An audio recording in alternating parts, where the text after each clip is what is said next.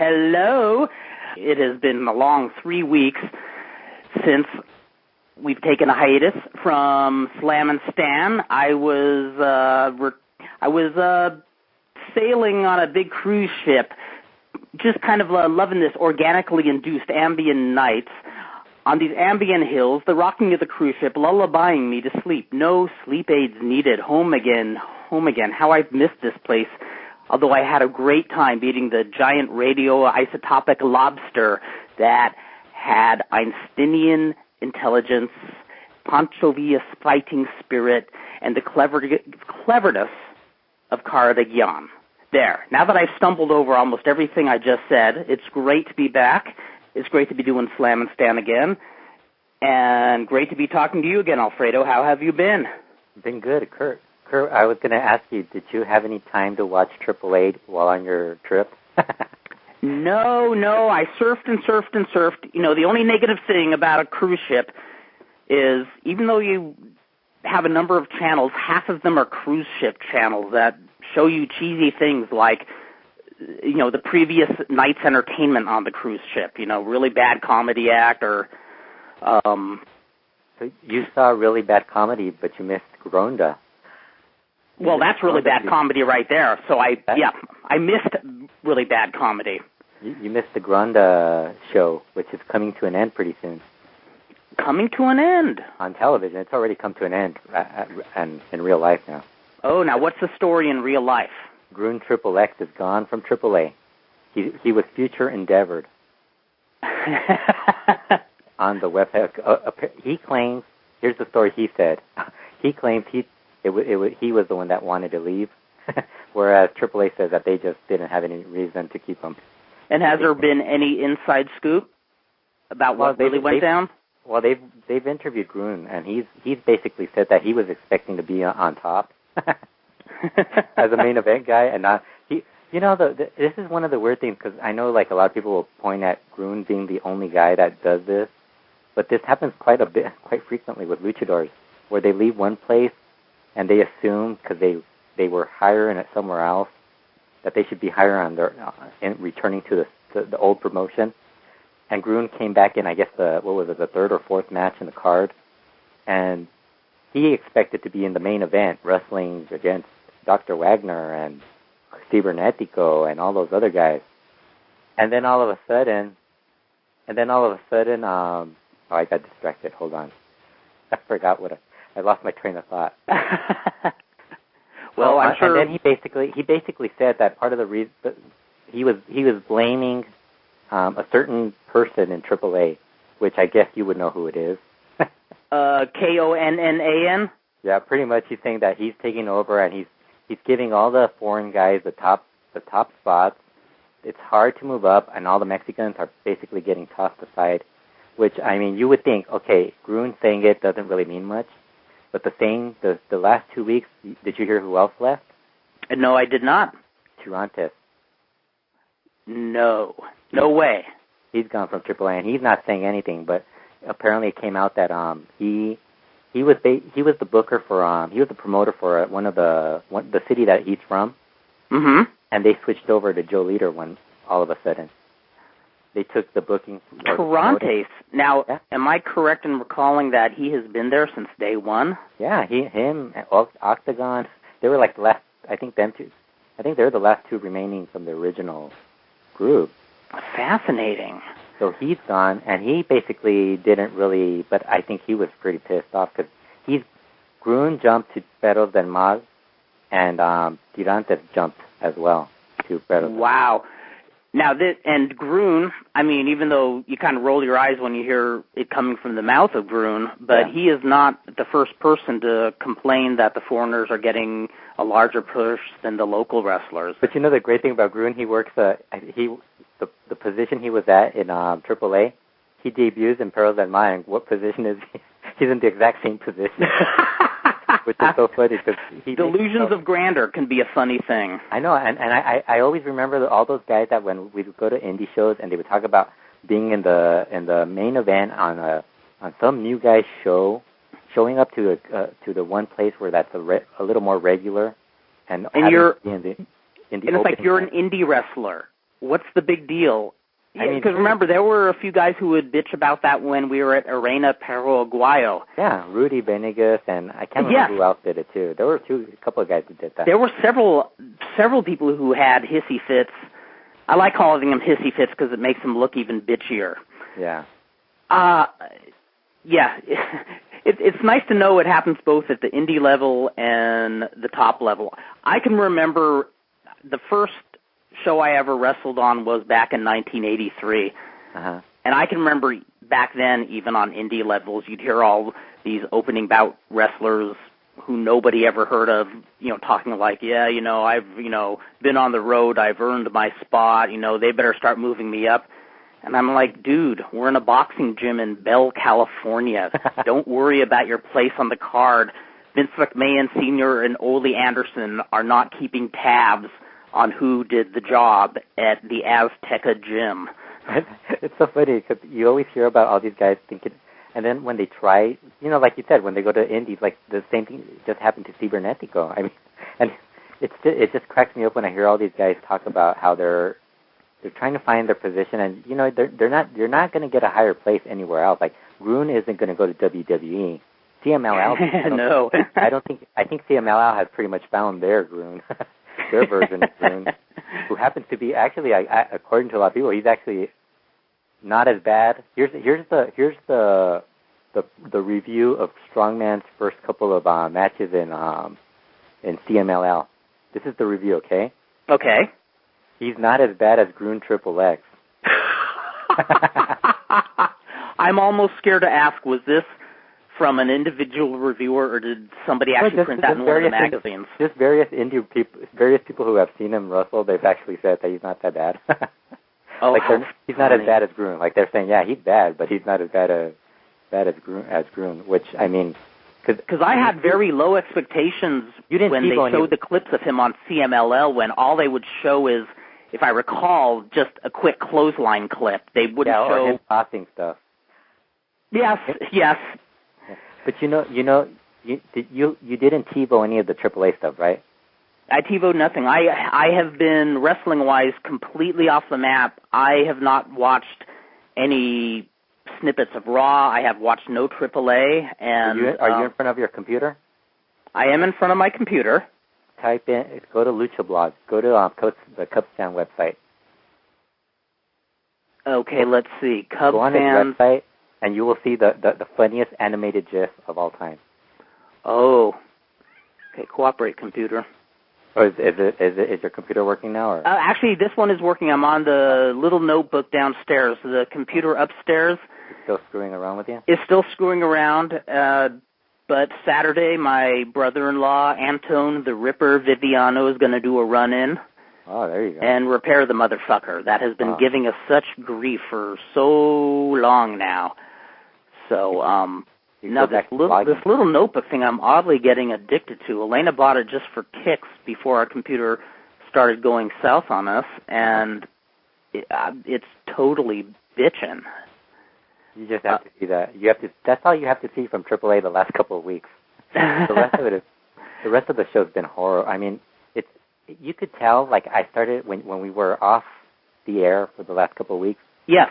I started working on Gran Apache, Fabby Apache, the Apache family comp, and you watch the full show, and it's actually like the story. Some of the matches suck no matter what. The storylines make sense, and nowadays it's like even the storylines don't make sense. It's like, dude, that's when it's desperate times. Yeah, you just it kind of you get this too many general feel when you're watching AAA now. Just like everybody wanting to do their own thing.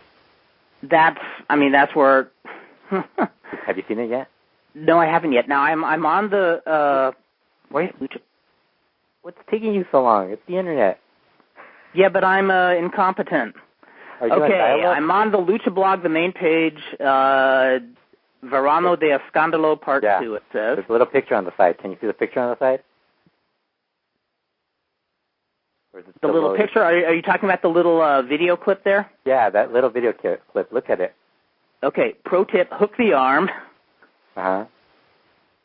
Okay. Holy.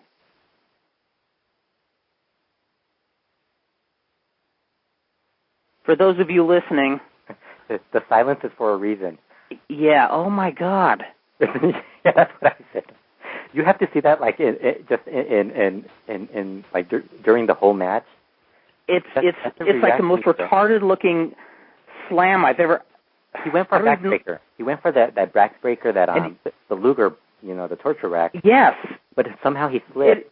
They slipped. It looked like they were all Vaselined up. They went for the torture rack, and the guy just kind of flew right off. I mean, it looks like they were both greased up or something. Yeah, while the one who screwed up the spot, the one that was lifting him, is the Groon. Wow. That's what you were missing. You basically saw the whole thing, the highlight of AAA the past. This reminds me of late 1980s when I'd be hanging with an indie promotion, and that was when it was really popular for a bodybuilder to say, "Hey, I think I'm going to be me a wrestler." Yeah. It looks like exactly the type of moves they would do, or. I'm surprised. I just don't get how the hell they even thought about bringing him back. Like who came up with the whole idea of bringing him back? Who wanted to see Groon XXX again in AAA?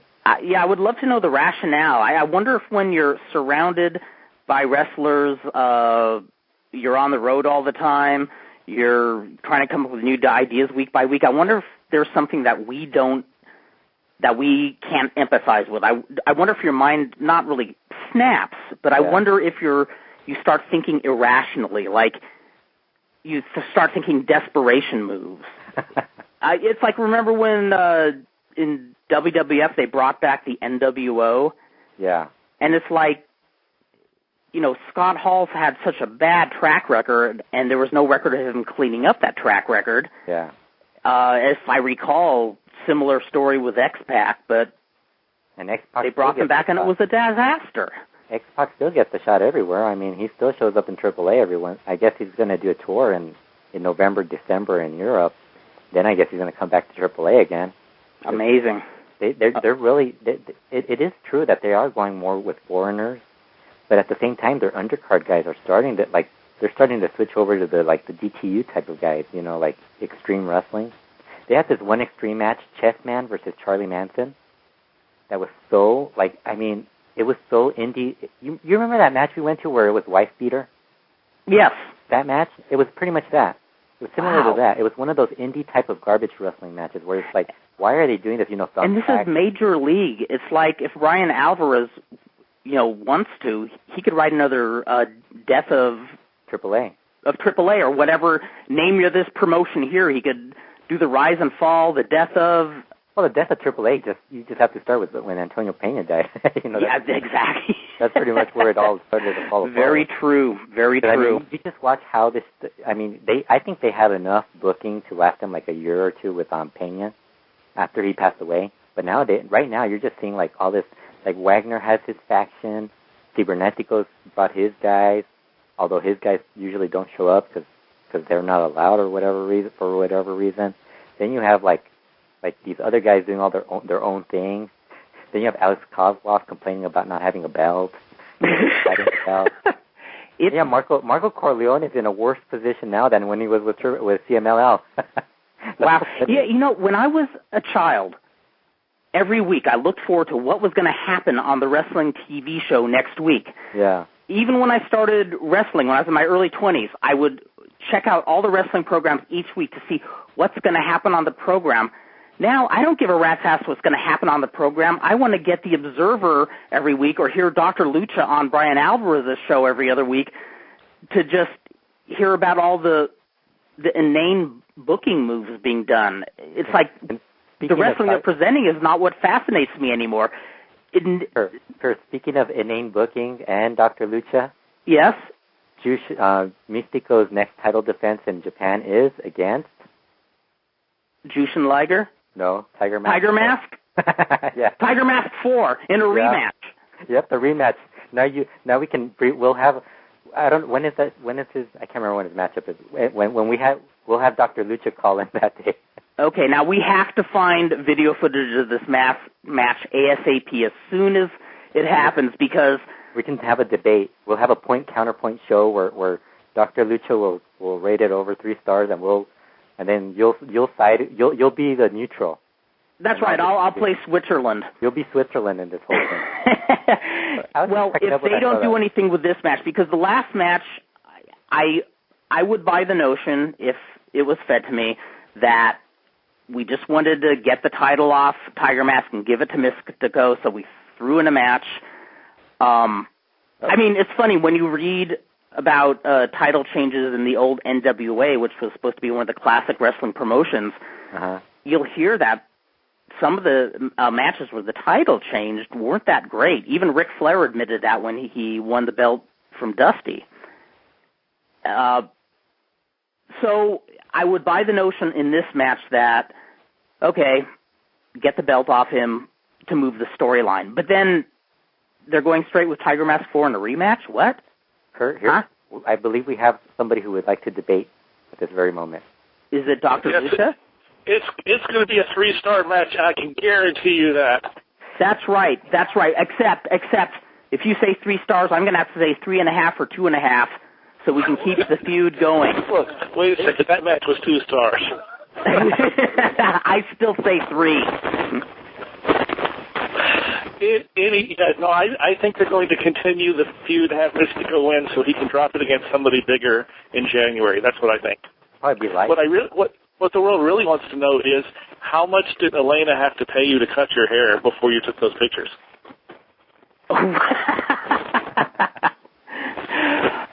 All that beautiful hair that you've been saving up.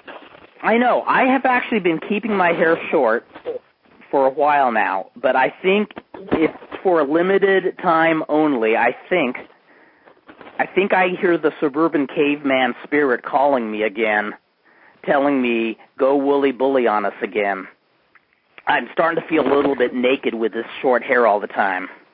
I would have, without bringing up sour memories, I would have just thinking after the last 2 years, you'd never see a barbershop ever again. No, you know what? I saved us so much money, because when I grow my hair long, I do not even go to get it styled or get the split ends cut, because when I used to try to grow my hair long, if I got it styled, they would say, oh, we're just cutting off the split ends. And before I knew it, it was short again. And so I just let it flow naturally. I just let it explode and blossom. So, well, then you can look like the man on the Slammin stand cover with a bandana around his head.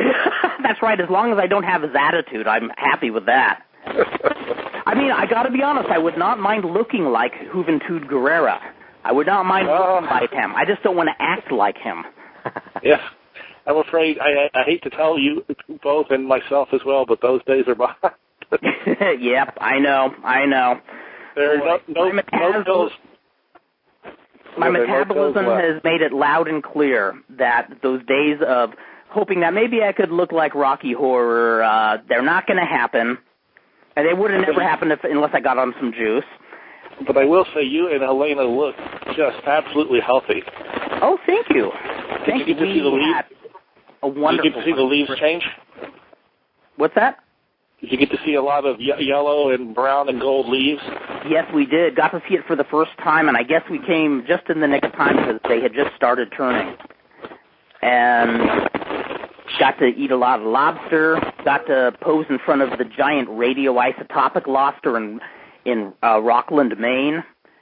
And I didn't post a photo yet, but I posed with King Neptune. Did you see Gran Naniwa while you were there? Speaking of Perros Wrestle? Oh, wait, we're going to mispronounce that. Where who? Gran Naniwa? The crab of Japanese wrestling? No, I did not get to see him. Nor did I see the calamari wrestler. Word has it that Gran Naniwa is Alfredo's favorite Japanese wrestler. Is this true, Alfredo? It is true. Awesome. Okay, top 5 at least. Top 5 right there. So how are we supposed to pronounce Puro Resu? I have no idea, but every time somebody has a show and they end up arguing over it. For some odd reason. Well, I'm glad you're on the show here, Steve, because one bit of news I did get, but I really haven't done much reading into it, was the passing of the gentleman who played Genghis Khan in the Tirantes en el Ring promotion, which got quite a bit of coverage in Argentina. It did, but mostly because the second-rate fake La Momia Oscar D'Amelli hijacked the coverage to push his own agenda against Paulina and the Caradagians. That is one thing I did notice. You know, my Spanish is not great, but I did read enough to notice that it seemed like a good paragraph in the story I read was about D'Amelli having to square off with Paulina Caradagian. Look, I think a wrestlers' union and a pension is fine, but if the promotion died in Caradagian died in 1991 and it's 2009, asking for one now is a little late. Yeah, boy, talk about too late to the scene.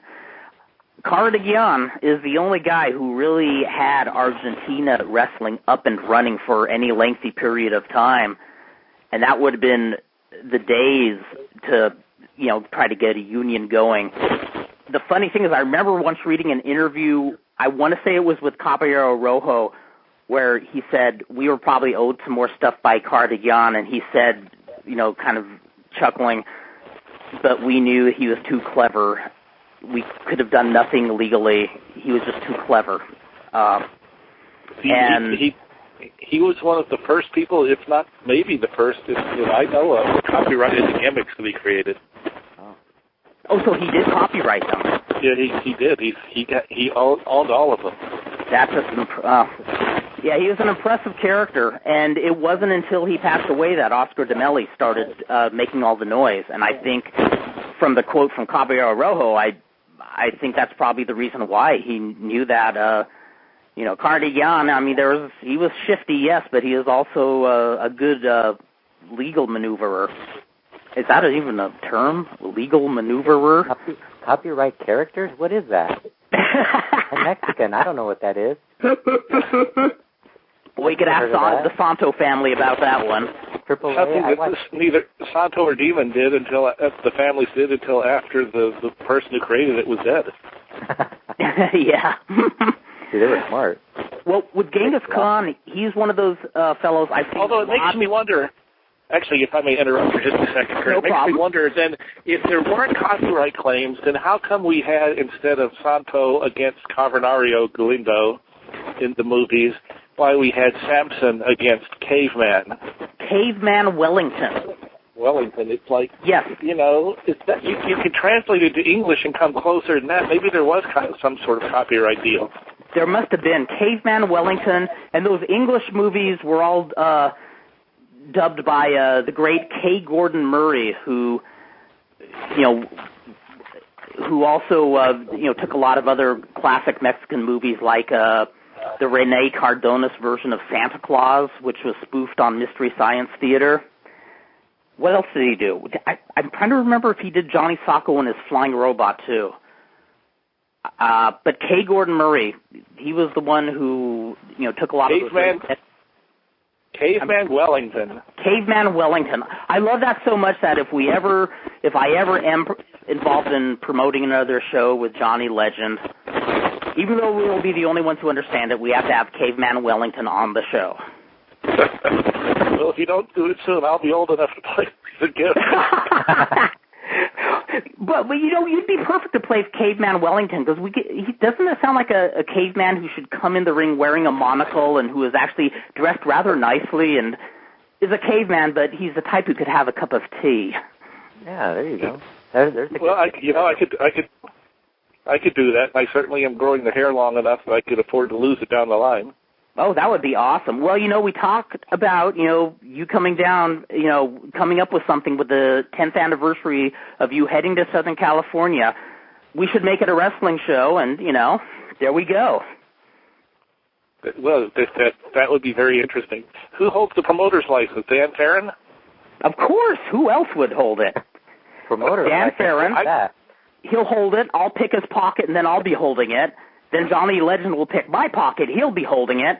We'll all be involved, and, we'll all have these great, incredibly strange wrestling matches, vintage, incredibly strange, with Doink Diggler, the dirty, long porno clown. We'll fly in Rouge. Yeah, we definitely have to fly in Rouge. Yeah, we'll have to fly in Rouge.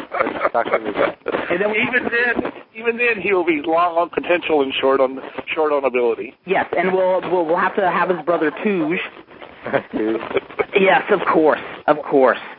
Is he still wrestling Rouge? Rouge, yes. In fact, he got an awful review from his most recent match. It was a Rouge review. Was he still better than Groon? Well, he wasn't. He was worse than Toscano, so it was a Rouge awakening.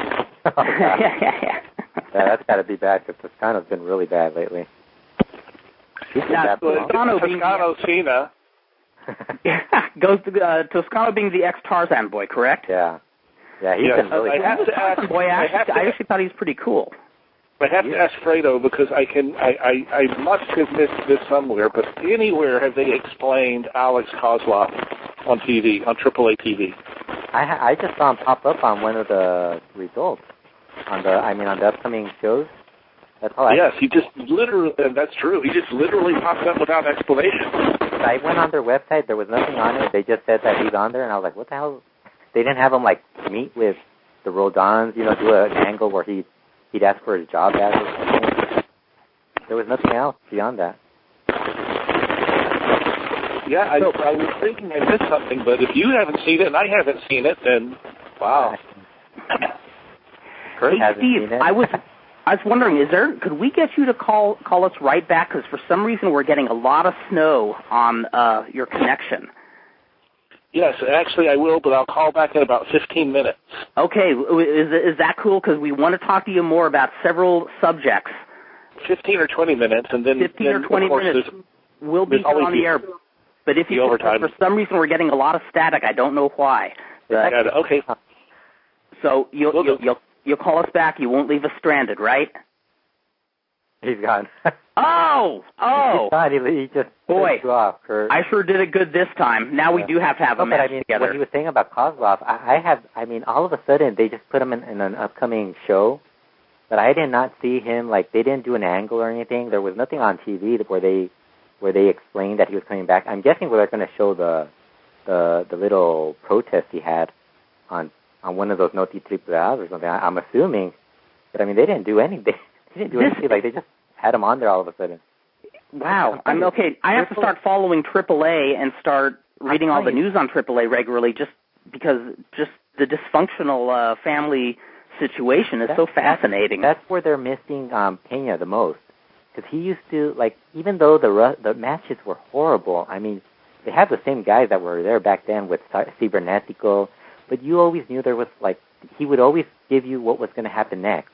There was always an angle. If they weren't going to wrestle there, on that show, they would do Noti Triple A, or they would do something else. And now they have the website, they have all this other stuff, and they don't do it. It's like all of a sudden they... And, I didn't even check the newsletter. And there's something really to be said for that, because... even if the match quality isn't good, if you have a good storyline, well, even if you don't have a good storyline, but if you're putting the word Lucha Libre on the marquee and people are coming to see it and they're paying to see it, it's Lucha Libre, whether I like the style or not. Yeah, and it's the whole soap opera thing. They all of a sudden stopped the Gato Everetti Pimpinella thing. Which is a shame because that's the best angle they came up with in a long, long time. Well, for an undercard angle, that was really good, and it was actually something that was flow. There was a flow to it, but all of a sudden they just stopped it because they remember that when they were doing it, they would stop it once, come back to it, but they didn't. Yeah, they'd take a little powder from it, but they would return. Now. Yeah, it's just one of those weird things where they're not keeping track of what. Because now they have Wagner, he was a much better worker than most of the main eventers they've had, but still he's too good. Well, again, it shows you how work rate isn't necessarily everything. Work rate, of course, I prefer to go to a show where there's a really hot work rate and we're going to see these bitchin' matches. Yeah. But it's funny. I was listening to a CD of an old KCOP Channel 13 wrestling show from 1972. Uh-huh. And the thing I, noticed was the actual in-ring wrestling on the show was not the big selling point. They had the greatest announcer ever in Jimmy Lennon Sr. They had Dick Lane doing commentary, and he did the greatest commentary. He could make anything sound exciting. But a lot of the matches were just these, like, quick 1-minute, 3-minute matches. And when you're listening to the commentary, you can tell they weren't working, that hard in the ring. But the heat from the TV audience you could hear, and you could check the box office records in 1972. They were on fire, and a lot of it was what they were presenting on TV. They had good angles. They had, they cut good interviews.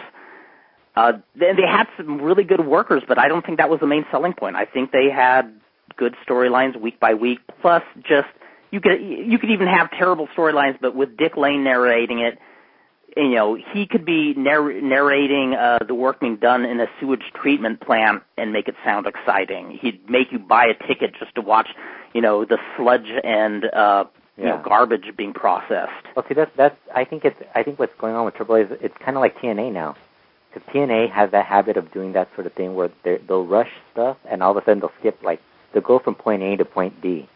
They'll just like, let's get rid of it, let's just get past this and do something else, and then it just makes no sense. And it's pretty much Russo. It's a Russo style of booking in AAA now. they have no. I like that as getting to be known as the Russo style of booking. I think his nonsensical booking patterns deserve him getting like kind of an adjective. That's very like Russo-esque. Him being the most negative thing in pro wrestling. Somebody was asking. I was reading on various message boards. Yes. There's like a bunch of people asking, why does Russo still have a job? I was like, well, that's a good question. If I was a rich, eccentric person and just had billions to spare, if I had billions of dollars to burn, I think just for fun, I'd start a promotion. And hire Russo. Hire Russo, and all the wrestlers would have to be totally unreliable, too. I'd hire Juventud Guerrera and make him the champion. And then I'd find every other wrestler who's just, Scott hard Hall. to rely on. Scott Hall would be there. Scott Hall would be there, definitely. Vampiro, he'd be wrestling Hoovy for the title. You need some like somebody who's done like, here's another thing I was wondering. How everybody's been having all these discussions about Hall of Fames and stuff? Yes. And there's guys who have drawn really well, and then like they put them down for the work rate. What I don't get is like there's certain guys who were really great workers, but they never really main evented. And then you have guys who were like kind of main eventers, sort of, in between, like Satanico. Cause, I know Brian Alvarez was talking about this with Dr. Lucha. Mm-hmm. He thinks Satanico wouldn't go in right now. But Satanico is a main event guy in Mexico. Like, I think they tend to think that because there was no TV, or he wasn't a main eventer in like CMLL or whatever, that he wasn't a main eventer in all these other parts of the country. And I was thinking, first of all, there's like really bad workers who probably drew more money than the workers, the actual guys who are considered. Yeah, I know. Who Dave Meltzer mentioned as the wrestler of the century, as far as overall impact they had on their country scene, Ricky Dosen. Yeah. And if you ever watched a Ricky Dosen match, it's not easy to watch. The best Ricky Dosen match I ever saw was a match of him wrestling the Destroyer, and that's when I realized the sensational, intelligent Destroyer was one of the most brilliant workers in history because he made Ricky Dosen look like a worker. But seriously, Ricky Dosen, Hall of Famer, and probably wrestler of the century for the impact he had on pioneering pro wrestling in Japan. But oh man, his matches! I don't even have that high of standards, and those are hard to watch. Yeah, I mean, it's one of those things where you kind of it's one of those good.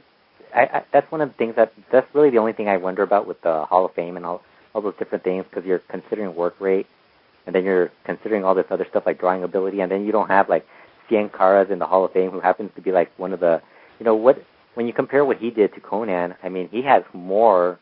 He's actually contributed more to Lucha than Conan actually did, from a longer perspective. I agree. You have the 80s, you still have the 70s. You still have. I remember seeing him live in '77. I mean, he was getting pretty big there, already. And I think the reason is because a lot of those guys who are voting don't really keep track. And then you start hearing all these people that Dave Meltzer's given ballots to, and it's like, okay, now I see why. Is given what to? The ballot, the people who vote. Oh. It's the latest edition. Not you guys. I'm talking about like the people who actually write for his website. Yeah. Have you read any of the other stuff written on his website? Yeah. Well, yeah. Yeah. I mean, it's just one of those things where you're not really sure about it. Because I'm not sure, because I know there are some people who watch. There are lucha fans who vote in the Hall of Fame. Yeah. But they might not be looking for the same things we're looking for. Yeah, and that's what always ends up. It comes down to that. Like, everybody has a different opinion of what makes a good wrestler. Yeah. Well, when I went over the ballot, I did my best to be objective, but the truth is, you're gonna be subjective. There's some things that I think are, sometimes where I'd weigh somebody out saying, great draw, okay wrestler, or vice versa, and I'm saying, well, like, does he fit in? If you had a choice between Fabulous Moolah and Cien Caras, who would Cien Caras. I mean, just from impact, because I was thinking about I was thinking about this because everybody on Figure 4 was debating about why Fabulous Moolah isn't in the Hall of Fame, and you think about women's wrestling in the U.S. It's nowhere near as big as it is in Japan. I mean, it's never exactly. I think there are so many women in Japan wrestling who should be in the Hall of Fame way before Moolah, because in Mexico, there's not. I don't think there's any women in Mexico who belong. That's true. No, Japan is where women wrestling was like its pinnacle. Moolah, I mean, was she a draw? Well, that's a good question. Because I mean, if she was, it was in an Andre the Giant type of way, where she was an attraction going from town to town. But I don't think it was a situation where the town carnival barkers would say the Fabulous Moolah is coming to town. I think they were saying the women wrestlers are coming to town. And then that was because ever since I was little, I mean, women's wrestling to me was like, hey, that's bathroom break, or go get lunch or something. Right, exactly. It was the allure. I remember when I was a kid, it was the lure of watching these feisty babes, throw each other around, pull their hair, grab the referee and rip his shirt. And if you hated it, it wasn't. Yeah. Because I mean, it's not that you hate women's wrestling. It's just like it's so hard. It was never treated that way in the U.S.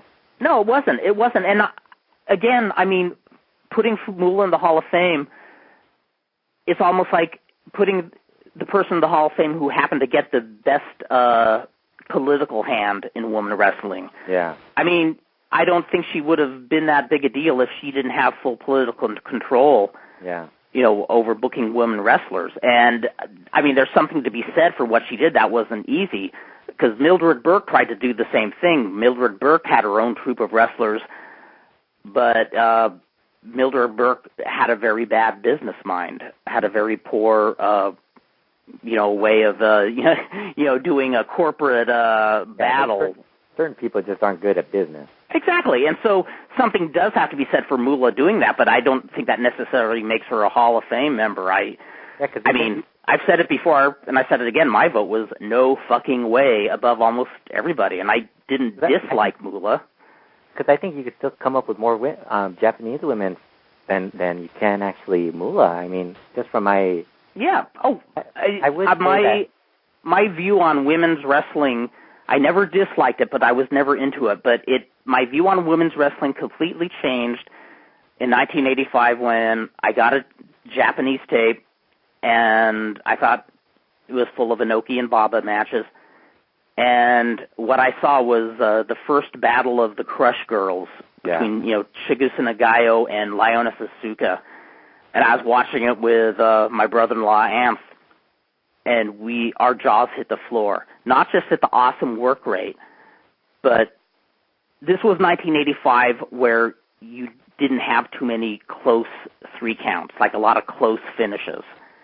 So here were these girls just going to town, working their butts off, not resting, and every time they'd do some really awesome suplex or really sweet move, we would say, wow, oh, that's going to be the end of the match. That was a good match. And then she'd kick out, and we were like little kids watching wrestling for the first time, just saying, okay, this move, this suplex has to be the finish of the match. Yeah. They can't keep going. And then at a 2 3/4 count, one of them would bridge out of the pin, and man, I miss Japan women's wrestling. It was awesome at its peak. And that's what I've always thought about Japan's women, about that. But like even like the biggest thing Moolah was a part of, the Cyndi Lauper thing. The rock and wrestling thing. Yeah, that was Cyndi Lauper. I mean, does she belong in the One Hall of Fame? Yeah, that's a good point, actually. Technically, her and Mr. T were probably the bigger... Exactly. I mean, they were the draw. Moolah was, again, she was the person in the right political positioning, and she was for years at that point. But they could have put any woman in that role, and it would have worked. You and Dr. Lucha should do a write-up on why Cyndi Lauper should be in the One Hall of Fame. There is, I think, an argument, a non-performers list. Yeah, she was not a regular performer, but it was at... She basically made WWE. I mean, how much money did she make them? Oh, it's very true. In fact, did you see Lou Albano's obituary in the LA Times today? No, I haven't. I just know about him passing away, and that was... I was actually really jazzed because in the obituary section, they had a huge photo of him. Well, the LA they Times, rarely do for wrestlers. Yeah, LA Times. One of the guy, I think the guy who is in charge of the sports department. He's a subscriber to the Observer or something. I think. Oh, that makes sense because they did a really nice obituary on John Tolis. Not a very informative one for people like you and me. And there were a couple of factual errors, but still they had a photo of him and a lengthy write up. So I'm thinking. I know there's a guy who has written stuff for the LA Times who was. I've seen him mentioned on Observer quite a bit. Oh, I'm curious who it is. Yeah. But the headline on the Lou Albano's passing was that his fame was catapulted further by appearing in Cyndi Lauper's video. Well, that's when I first saw him. Yeah. The Cyndi Lauper video. Yeah. I actually the first time I ever saw Lou Albano was when they were airing the WWF TV tapings in 1975. And I saw the debut of the Valiant Brothers and then the post-match interview with Lou Albano, and it was like, I just thought he was totally awesome. Actually, back then I thought the Valiants were awesome too. Yeah, thought they were a great heel tag team. It's so funny, like when you hear about Captain Lou and all these other managers, every single person has a specific person that they grew up on. Like Jim Cornette. And then you have other people who from the Northeast who are Captain Lou or Bobby Heenan or something like that. Out here we had Sir Oliver Humperdinck and his Hollywood Blondes. Have you heard his the podcast, the Figure 4 with him? No, I haven't. He was interviewed by Brian Alvarez. Oh, no way. Oh, I got to check that out. Yeah. He's been on a roll. Brian's been on a roll lately. Oh, man. Well, I'm going to have some fun at work for the next couple of days. Kurt, he's earning his $9.95 monthly subscription fee. Well, it's about time he works. That's the only good thing about. I think that's the one thing I will say about subscribing to Figure 4, that you get a lot of the podcasts make the. Those podcasts are worth the price alone. Well, not those the podcasts. Their podcasts are just awesome. I don't listen to the mixed martial arts ones since I hate mixed martial arts. I occasionally do. It depends. Did you see the sometimes it gets my muse going. Did you see the simulcast? I'm thinking we should do that. Oh, that would be cool. One of the guys did a simulcast where he did an audio and then recorded it for YouTube. Oh, no way. So he's just standing in front of a microphone. So I thought we should do one where you just come over and you bring a phone or something. That'd be great, and we'll just look into the camera. Yeah, you get one of those old cell phones. Remember the one that Paul Heyman used to have? One of those giant cell phones that Paul Heyman whacked the droppers with in that old WCW commercial. One end of the couch, I sit on the other one, and we're just laying back and drinking coffee or tea or whatever. Exactly, we're sitting there. We're the anti-charisma. Yeah, we'll put America to sleep. That would be pretty funny if we did that. But that would be pretty cool, actually. I just thought it was kind of weird because he was just standing there the whole time, turning towards the camera. It was like it's a good. I mean, it's something to do. Yeah, if I was a kid. I was a kid, I probably would do it. But now that I'm older, I'm like, no. Nah, I know. It's time to find another channel of immaturity. I think I'd want to up it a level somehow rather than just pointing the camera at me. I don't know what I would do, but what I have been curious during the whole trip, the few times I really did think about wrestling. Actually, that's a complete lie because I read the book Ringside: The History of Professional Wrestling by Scott Beckman. Awesome book, by the way. I recommend everybody read it. But the few other times I thought about pro wrestling was I wondered if there's been anything up with the whole Charlie Manson situation after he left AAA. Yeah, he's in Perros Del Mal. Well, Perros Del Mal finally got a TV show. It's supposed to debut this week, actually. Oh, I think this Saturday. Oh, so they weren't just pushing a Paulie and saying we've got a TV deal coming soon. They actually scored. It hasn't been listed on the schedule, though. Oh, that's not good. So, but that's bad. Everybody's assuming. Basically, at the TV taping, he showed up and he, I guess he rescued Mr. Aguila. Oh, okay. So but they do have cameras present at the match. It's not like the Seinfeld episode where Kramer brought the set of the Merv Griffin show into his apartment and had guests with no cameras. Wouldn't that have been a great wrestling show where if you could find like an old TV set and that would be your studio? Are you kidding? That would be my dream. That would seriously be my dream. I never had a desire to try to promote a big show anywhere. If you could just get me a couple of bleachers, that are stadium type seating, a TV studio, a ring, and a handful of wrestlers, I would be like a kid in a candy store. I would have so much fucking fun. I was just reading on Lucha Blog, and there's this one guy, Keith, who was writing about there being some wrestlers on this one those game shows that they show on all the Spanish channels. Yes. And he was talking about there being he thinks that's the channel that Perros Del Mal should get on. And he was saying, wouldn't it be cool if they actually did it in a studio? And I was like, that would actually work for them. That would be perfect for them. I don't think they would do it, but Probably not, but it sure looks much better than a lot of those IWRG shows where you see this. So cool, like their whole studio and stuff. I like the building. Yeah, but you see so many empty seats everywhere, and it kind of just gives Not when it's dark. Yeah, that's true too. The lighting is horrible. Yeah, sometimes they forget to bring the lights and it's dark. Dr. Lucha's back on. Dr. Lucha, you have come back. I am. Are you talking about the promotion where the wrestlers come out from the middle of the Ramses mask? Yeah, that one. We're talking about and maybe you can fill us in more, Perros Del Mal getting television. I certainly can, but where is Bix and where is Odessa Steps? Are these people, afraid? They're That's right. They're probably watching the baseball game. Watching a baseball game instead of talking about professional wrestling? What is this world coming to? I can't believe it, even if it is the Dodgers. Are they still losing? It's 5-4 in the top of the seventh. Oh, they caught up. There you go. The Dodgers are down by one run, but it's going to be a long series, I think. Yeah. Anyway, yes, Perros Del Mal have television. At least they claim they have television. We'll know Saturday. We were expecting them to air this Saturday. We can find no place that, at least so far, I've been able to find no place that says on Televisa's site that, yes, they are going to be on our Channel 4. I usually just wait for Cubs fan to announce it.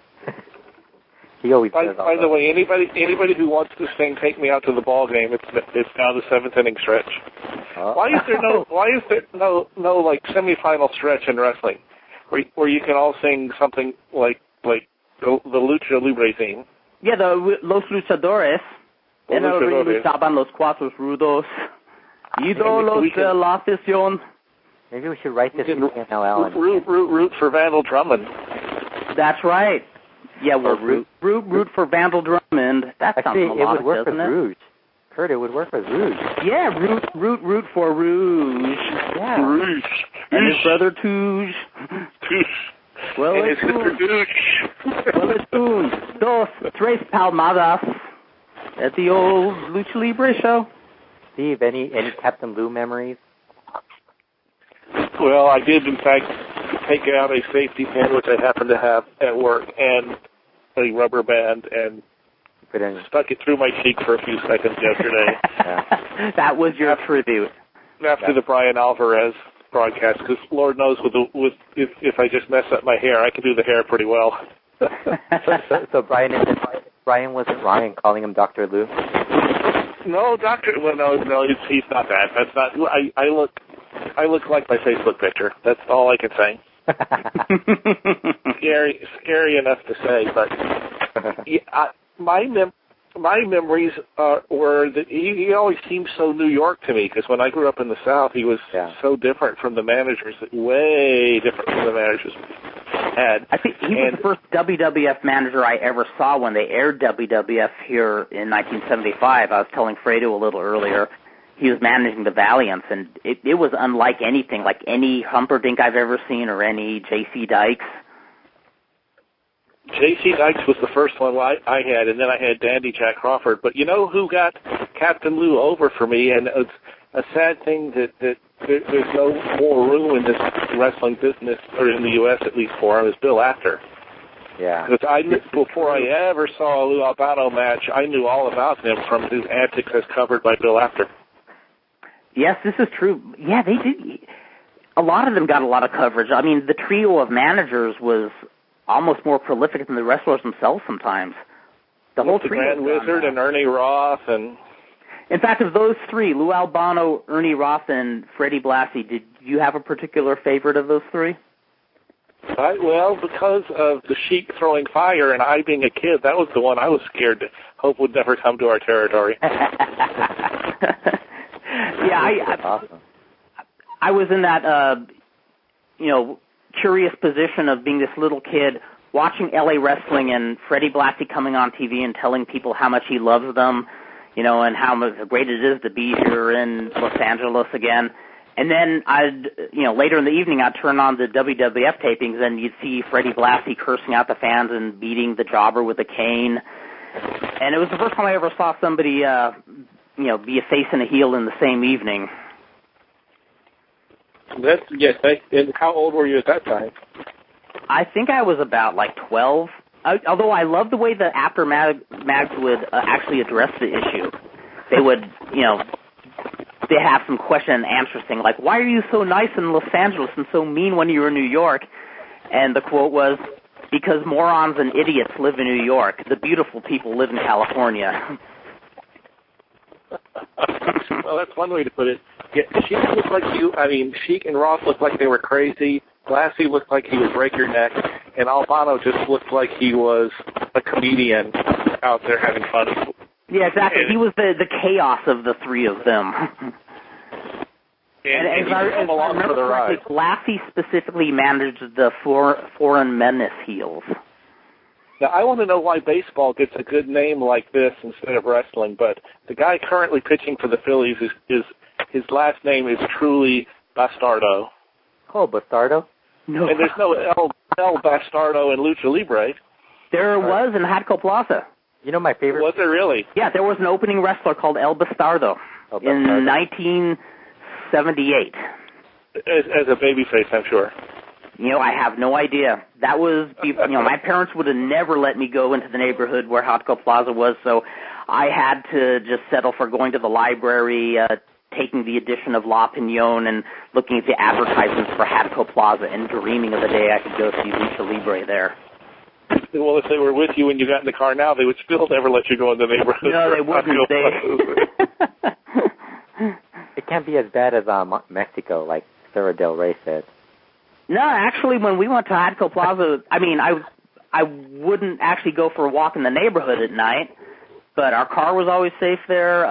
The people at Hadco Plaza were super nice. Is that because it was behind a heavy-duty fence like all nations? Well, no, it wasn't really that well guarded. There was a very small parking lot, so we usually had to park our car in the street, but nobody ever bothered our cars, which wasn't the case at All Nation. We parked our cars as deep in the parking lot at All Nation Center so nobody could get to it. But no, Hatco Plaza, that was on 25th and Main Street, and apparently a church bought it, some religious organization, and I guess they kind of err towards the fanatical side and think wrestling is just, like, impure and wouldn't rent it out to... just like the guys that own the Grand Olympic now. Yes, exactly. It's a Korean church, if I remember correctly. Oh, come on. Wrestling can't be that bad. I know, that's what I say. What do they got against wrestling, I would say go to the church members, and, Olympic Auditorium was also the site of many great punk concerts with, like, Black Flag and 45 Grave. Wow. We should approach the church and maybe kind of, do a piecemeal, approach them by saying, yeah, we just want to put on a punk rock show. And then we'll progress to the evil, nasty wrestling and see if they buy it. A punk and wrestling show. There you go. There's something. Yeah, there you go. Incredibly strange wrestling. Yeah. Incredibly strange. Well, Fredo, that one of the shows we that Incredibly Strange Wrestling ran in the last 10 years, we actually were with the Dickies. Yeah, the Dickies played on one of the Incredibly Strange shows. Yeah, it's always funny when you hear all these new ideas that people come up with, and I think Vampiro did a show like this, where it was like music, rock and roll and wrestling, like it was a new thing. We've been to like a bunch of those type of shows. That's been they've been all over the place. They've been done on every level, from garage indie shows to top of the line. Yeah. The most man, I don't even believe I'm bringing this up, but one of the hardest shows where there was a musical interlude was about 10 years ago. They were running Lucha at the old Fox Theater in Pomona. And is it that one place in downtown Pomona? Yes. It reopened. Did you know that? Yeah, I knew they were I didn't know it actually had reopened, but I did know they were in the process of restoring it. Yeah. Giving it a new facelift. Yeah, well, when we went there, it was not restored. It was still fascinating to wrestle in there because Physico and I would get there before the show and actually, roam through the old projectionist room and through the old dressing rooms because it was actually a live theater before the talkies came around. They had a lot of plays there. So we got to check out all the old dressing rooms, but there was a big drawback. None of the water in the building functioned properly. So they had No showers. If you wanted to drink water, you had to, I was actually surprised the promoter actually brought a whole bunch of bottled water for the wrestlers, which shocked me. Wow. I know, shelling out some money for us. I was shocked. Wow. But the toughest part was they were doing a benefit for Gil Ariano of Gil's Gym, who was going through some medical problems, and they were going to have live music. And it was the local wrestler Alex Knight, who is one of the nicest guys. That's why I have a hard time bringing up this story. But he and another fellow broke out their guitars and started playing on the worst sound system I had ever heard. The sound system was so horrible. Even somebody like myself who was not that attentive towards the quality of sound on your stereo, it was almost like feedback would have sounded better. Oh, God. And it was so bad that I was thinking, wait a minute, is this like a joke, or is this like Second City Television, or... Second City Television. Again, I'm showing my age here. But it was definitely the worst musical interlude I have seen on a wrestling show ever. It didn't help that there were only probably about 30 people there because they didn't do any advertising for the benefit show, which was supposed to raise money for Gil. Oh, goodness, that's not fair. It's not. Seriously, I'm not joking. They didn't put posters up until the day before the match. Oh, God. I even thought it was canceled at one point. Well, it looks like we're at the top of the hour. Steve Sims, I want to thank you as always for calling in. You always elevate our show to a higher standard, and I enjoy your having me because it's a breath of fresh air to hear you guys talk and go off either on the tangents or even on the thoughts that you had planned in the show notes. We never go through with the show notes. Yeah, we kind of browse through them a bit, and I think of things I want to say, and I usually end up saying only half of them. Yeah, I usually write down. I actually format the show, and Kurt comes up with a bunch of different new things, so we end up just scrapping the format. Yeah, and I still haven't done my total coverage of the film director Barry Mahone, who deserves a whole show dedicated to him. This guy was such a freak. Was this the one you were going to review like 6 weeks ago or 7 weeks ago? Yeah, for the movie The Wonderful Land of Oz. He made 2 children's movies, no, actually 3. The Wonderful Land of Oz, Jack and the Beanstalk, and then a cartoon called Santa and the 3 Bears. And all his other movies had names like The Adventures of Busty Brown, Nude at the Pool, Bottoms Up. Yeah, but I'm going to say that for one of these shows, because one of these shows I am going to get back into doing the cult cinema reviews, and this guy needs a whole segment dedicated just to him. This guy was a nut job. Yeah, and I have to review a Chikara DVD. There you go, yes. Okay. While you were gone, they had a sale. The $1.99 sale, right? Yeah, the $1.99 sale. And basically, on the Cubs fan website, the Cubs fan decided to say, this is what he wrote. I even wrote it down. I don't think I have it anymore. Anyway, he dared anybody who found it, didn't like it, he would refund them $2. So I am going to review this, and if I don't like it, I expect $2. I like PayPal, it. because I have a PayPal account. Ladies and gentlemen, you are hearing not only the formatting of our next show, but you are also hearing a monetary proposition. Well, yeah, the Cubs fan was the one that came up with it. I did not. I would never. Okay.